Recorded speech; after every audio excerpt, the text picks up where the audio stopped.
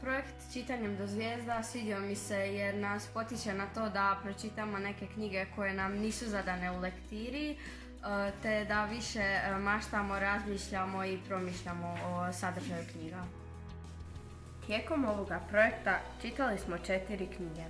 Miris knjige, Tom Gates, Demon školske knjižnice i Matilda. O svakoj knjizi smo razgovarali, raspravljali, izrađivali umne mape, uspoređivali ili tumačili pojedine dijelove. Sada idemo ponoviti sporedne likove u Matildi. Mislim da smo neke izostavili. Nakon toga uslijedilo je školsko natjecanje.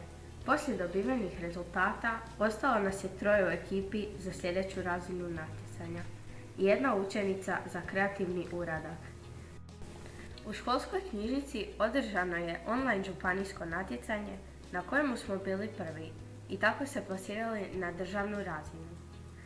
Ekipu čine Sara Lucija Karlović, Erik Krajnović i Maja Zidrum. Učenica Eva Knežević se plasirala na državno natjecanje u kategoriji kreativni uradak. Pa ja, pošto smo bili prvi na županijskom natjecanju u kategoriji kviz znanja, ne prestajemo s pripremama i pripremamo se za državno natjecanje koje će se držati 10. ili 11. svibnja.